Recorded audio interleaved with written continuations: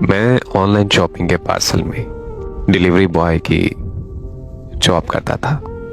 मैं लोगों के पार्सल उनके घर डिलीवर करने जाता था।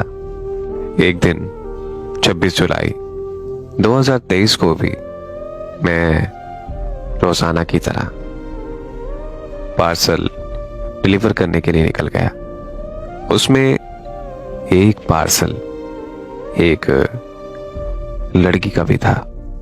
मैं उस लड़की की लोकेशन पर पहुंच गया और मैंने उसे बोला कि मैम, आपका पार्सल आया है, ले लीजिए। उसके बाद मैं अपने घर आ गया।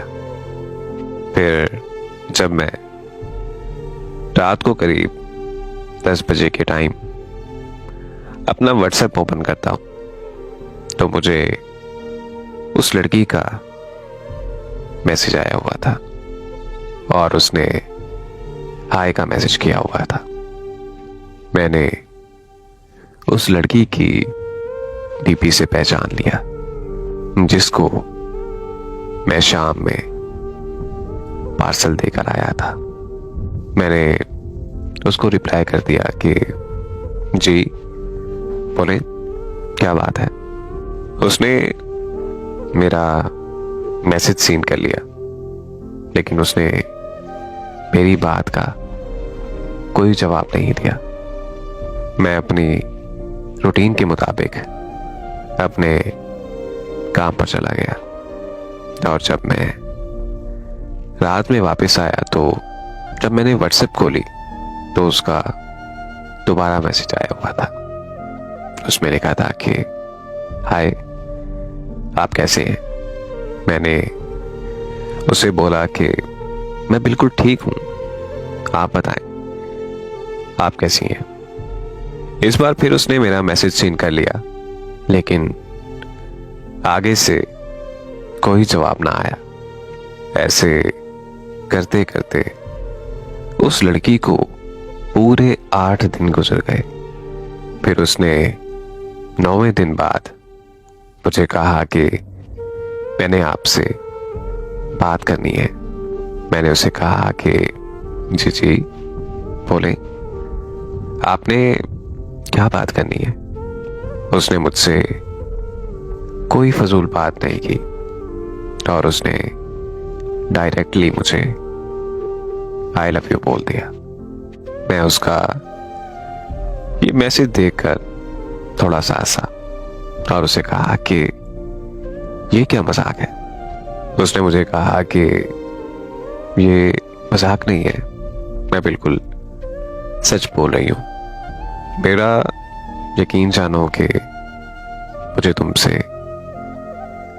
सच्ची मोहब्बत हो गई है। जिस दिन आप मुझे पार्सल देने आए थे तो मैं आपको देखते ही आपको पहली नजर में ही अपना दिल दे बैठी और मेरी इतने दिन से हिम्मत नहीं हो रही थी बताने की।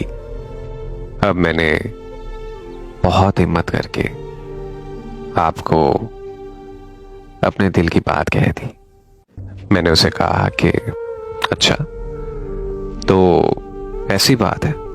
उसने जवाब दिया कि जी जी बिल्कुल ऐसी ही बात है और ये मैंने आपको अपने दिल का हाल दिल बयान किया है।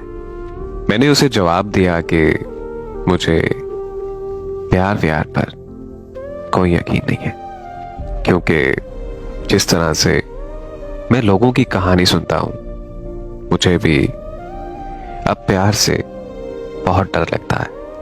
इसीलिए मैं उसके प्यार में नहीं पड़ना चाहता था। उसने मुझे कहा कि प्लीज प्लीज एक बार मेरा यकीन करके देखो। मैं आपसे वादा करती हूं कि मैं आपका यकीन कभी नहीं तोड़ूंगी। मैं आपको कभी भी नहीं छोड़ूंगी। प्लीज ये मेरा प्रपोजल एक्सेप्ट कर लो। मैं उसकी ये बात सुनकर थोड़ी देर चुप रहा। उसके बाद मैंने उसे बोला कि अगर आपने मेरे साथ परमानेंट रहना है फिर तो ठीक है, वरना मुझे ये पल दो पल का प्यार नहीं चाहिए। अगर आपको मेरी ये बात समझ आए तो ठीक, वरना मैं आप पर छोड़ता हूं, आगे आपकी मर्जी है। उसने मुझे कहा कि मैं लाइफ टाइम आपके साथ रहना चाहती हूँ और मैं आपसे शादी भी करूंगी।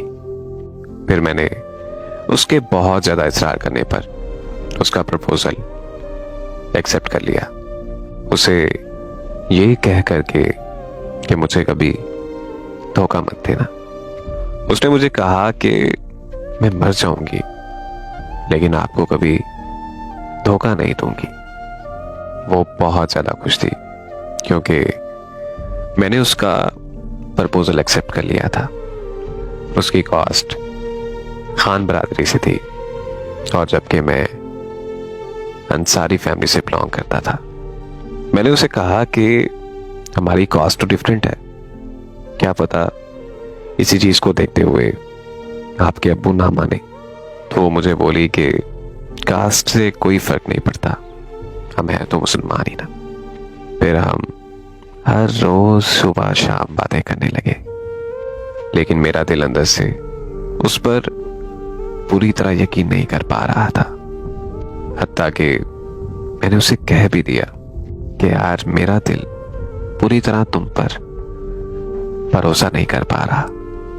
ये बात सुनते ही उसे गुस्सा आ गया और उसने बोला कि ठीक है, अगर तुम्हें मुझ पर यकीन नहीं है तो तुम मुझे वीडियो कॉल कर लो और मैं तुम्हारे सामने कलामे पाक पर हाथ रखकर कहूंगी कि मैं तुमसे सच्ची मोहब्बत करती हूँ और अपनी आखिरी सांस तक तुम्हारे साथ रहूंगी। उसने कुरान पाक की कसम उठाने का कहा तो मैंने उसे फौरन रोक दिया और मैंने उसे कहा कि अब मुझे तुम पर पूरा भरोसा है, मैं मान गया तुम्हारी बात।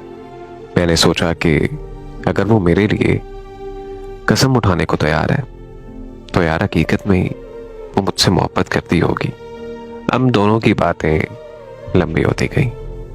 वो मुझे कहती थी कि तुम अंधे हो जाओ अगर तुम्हारी आंखें मेरे अलावा किसी और को देखें।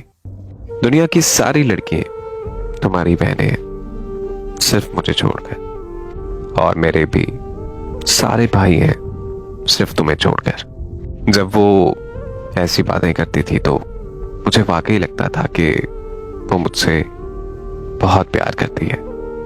मैं उसका बहुत ख्याल रखता था। इत्तेफाक से वो मेरे घर से 2 किलोमीटर दूर रहती थी। फिर एक दिन हमने मिलने का प्लान बनाया और साथ बैठ के कॉफी पीने का मौका मिला। उसने आते ही मुझे गले लगा लिया और मेरा हाथ पकड़कर कहने लगी कि मैं ये हाथ कभी भी नहीं छोड़ूंगी। मैंने उसे एक बहुत प्यारी सी घड़ी भी गिफ्ट की। हमें बात करते हुए 2 महीने गुजर गए। उसने मुझे एक दिन कहा कि मैं आपसे एक बात कहूं। मैंने उसे कहा कि जी जी बोले। उसने मुझे कहा कि मेरा 1 साल पहले ही रिश्ता हो गया था। उसकी ये बात सुनते ही मेरे पैरों तले जमीन निकल गई। मैं उसे हैरानी से बोला कि ये क्या कह रही हो तुम? तो वो बोली कि तुम परेशान नहीं हो, मैं तुम्हारी ही हूं और हमेशा तुम्हारे ही रहूंगी और मैं शादी भी तुम्हारे साथ ही करूंगी। उसने मुझे कहा कि वो रिश्ता मुझे मंजूर नहीं था, इसलिए कि वो लड़का मेरी इज्जत नहीं करता था, हर वक्त मुझे गंदी गंदी गालियां देता था। उसने कहा कि तुम परेशान नहीं हो, मैं अपने घर वालों को मना लूंगी। उसने एक बार फिर से मुझे यकीन दिलाया और मैं उस पर यकीन करता चला गया। मैं उसका बहुत ख्याल रखने लगा। उसके घर जाकर उसे खाने पीने की चीजें देकर आता था उसकी तबीयत खराब हो जाने पर मैं बहुत परेशान हो जाता था। उसने मुझे कहा कि तुम मेरी अपनी अम्मी से बात करवाओ, और मैं ठहरा पागल। मैंने उसकी बात अपनी अम्मी से करवा दी। उसने मेरे साथ बहुत बड़े बड़े वादे किए और मुझे कहा कि मैं तुम्हारे साथ बहुत जल्द निकाह करूंगी। हमें बात करते करते 5 महीने गुजर गए और एक दिन उसने कहा कि सॉरी यार, मैंने अपने घर बात की थी, लेकिन अब मेरे घर वाले कभी भी नहीं मानेंगे। उसने अपने घर वालों को कोई बात नहीं की थी। उसने जो कुछ भी कहा सब कुछ अपनी तरफ से कहा था। पता नहीं क्या हुआ, कब हुआ और कैसे हुआ। एक दिन उसने मुझसे सारे रिश्ते नाते तोड़ दिए और मुझसे ब्रेकअप कर लिया। मुझे आज उसके वादे याद आते हैं कि मैं तुम्हारे बिना मर जाऊंगी, मैं तुम्ही से शादी करूंगी, मैं तुम्ही से प्यार करती हूं। उसने मुझसे कहा कि मैं तुमसे कोई प्यार व्यार नहीं करती, मैं बस तुम्हारे दिल से खेल रही थी। मैं उसकी ये बातें सुनकर बहुत परेशान हो गया। मुझे अब समझ नहीं आती कि मैं क्या करूं। मैं पूरी तरह ज़हनी तौर पर उसकी मोहब्बत में गिरफ्तार हो चुका हूं। उससे जुदा होने का कभी सोच भी नहीं सकता। आज वो जब भी मार्केट आती है तो मुझे कॉल करके कहती है कि मैं मार्केट आई हुई हूं।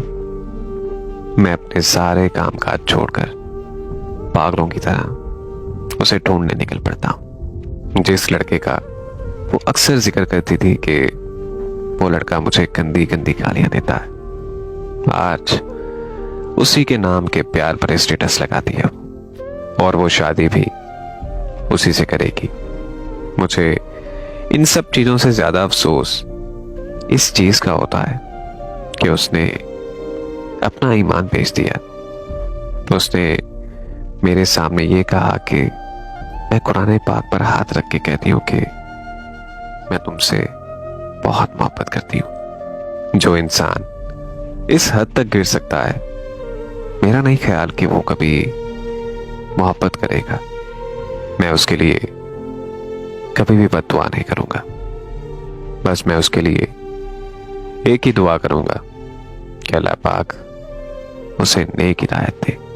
क्या हुआ कि अगर आज वो मेरे साथ धोखा कर गई, लेकिन मैं आज भी उसी से मोहब्बत करता हूं और हमेशा उसी से करता रहूंगा।